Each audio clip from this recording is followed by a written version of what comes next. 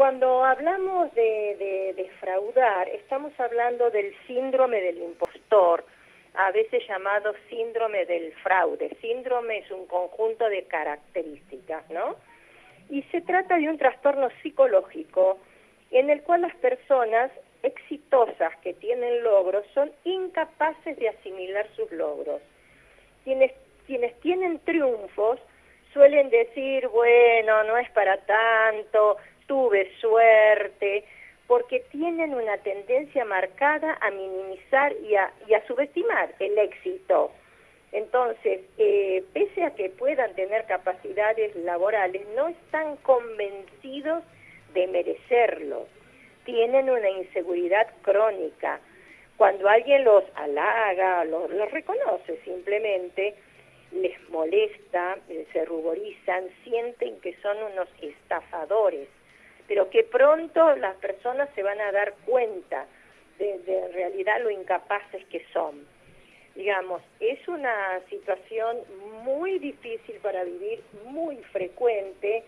Esto fue reconocido y estudiado a partir de 1978, que se describe también como una sensación de estar estafando al otro, de ser falso, siendo que no lo son. O sea, que eso va a ser descubierto, de que les da miedo, que si les salió bien algo, la próxima vez le va a salir mal. Entonces es una especie de pesadilla viviente la que tienen, ya sea en el campo profesional, social o familiar. Ejemplos muy clásicos de los familiares, bueno, jamás voy a cocinar con mi mamá o como mi suegra, o nunca voy a llegar a la altura de mi padre, lo he defraudado, no hice lo que él recorrió. Esos disparadores son ejemplos de la persona que padece este síndrome del fraude. ¿Qué se puede hacer para romper este ciclo que desde luego se caracteriza por un tremendo negativismo? No se cree y no le cree a los otros. No lo cree a los otros, entonces viven como atrapados en esa situación. Difícilmente van a atribuirse algo, siempre lo minimizan, no es para tanto. Entonces, ¿qué hacer ante eso? Hay situaciones muy prácticas que son más bien de la conducta, antes de entrar en terrenos más profundos, que podríamos decir del inconsciente, que sería, por supuesto, enfrentar el problema. Enfrentar el problema nos va a permitir ver qué es lo que podemos y qué es lo que no podemos, porque una de las características del impostor es como que se siente tan incapaz y tan poco merecedor, por ejemplo, del trabajo nuevo que consiguió con las entrevistas, con el currículum, que lo evita, no va, no asiste. Lo mismo puede pasar con una situación de examen. Digamos, siente que tiene muchas debilidades y lo lleva a un proceso de postergación, una postergación emocional. En Europa, aproximadamente 7 de cada 10 personas lo han sufrido en algún momento de sus vidas. Digo momento porque no es una vez, es durante un periodo.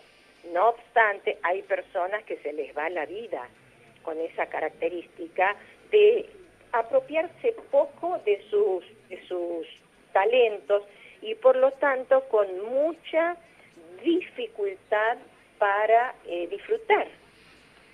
Sería la contraparte de la soberbia. El soberbio, si tiene 10, muestra 100 y además hace alarde de sus dones. El que tiene el síndrome del impostor puede tener 100 y muestra 10, porque siente que no se lo merece. Desde otra mirada podríamos decir que se trata de una especie de modestia patológica, porque ser modesto, no andar, digamos, promocionándose por doquier, en exageración, está bueno.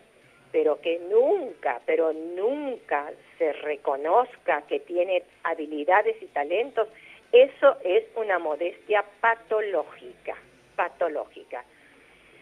Los síntomas más característicos que tenemos en este cuadro, en este trastorno, es la constante creencia de que sus logros y éxitos no son merecidos. Por supuesto, esto implica falta de confianza, miedo permanente a que las personas se den cuenta que es él o ella son engañadores. Por supuesto, una constante inseguridad en cualquier ámbito donde tengan el problema, social, familiar, laboral. Siempre pensando en el fracaso. Me va a ir mal, me va a ir mal, me va a ir mal.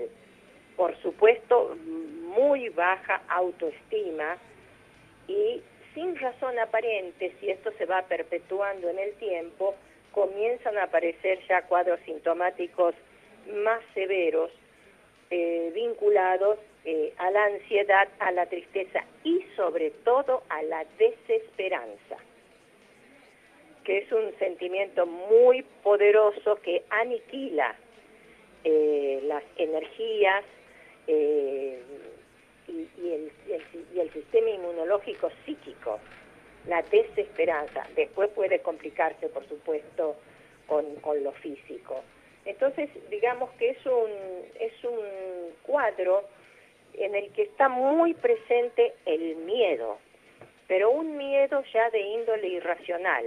Algunos son miedos fundamentados, podemos tener miedo, bueno, sea a la pandemia, a la inseguridad, a la violencia, pero hay miedos que son completamente irracionales, que se tienen aún habiendo verificado en su vida que lo que han hecho está bien y que les ha salido como pensaban y que los proyectos son coherentes con sus posibilidades. Aún así, hay un grado de miedo irracional que inhabilita a estas personas a avanzar en su camino. Entonces, es un cuadro que se trabaja poco, pero que sucede mucho. Por eso yo quería traerlo y si tenemos un par de minutitos, si vos querés hacerme alguna pregunta, Guilo, alguna reflexión sobre esto que estoy planteando.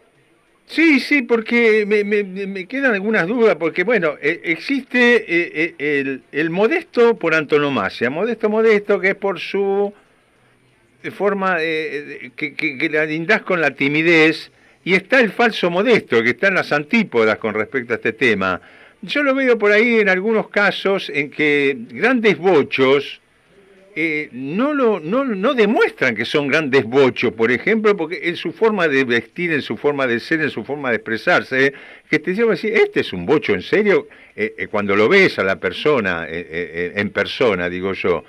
Y está el otro, el falso modesto, que, viste, como decís vos, se mató para hacer eso, para para hablar en público, por un evento, por lo que sea, y cuando lo van a felicitar, o esto que, y no es para tanto, y la verdad se mató para hacer eso. Bueno, ¿Me sí, explico más o menos? sí, creo que vos estás haciendo una equivalencia entre lo que vos llamás falso modesto, modestia a lo que yo nomino modestia patológica, Sí. que es una persona que no puede apropiarse de sus logros, no lo dice para hacerse el modesto. El modesto patológico no cree en él. Ajá. Saca buenas notas, la gente le dice, che, pero mirá qué capaz que sos, otra vez te fue bien.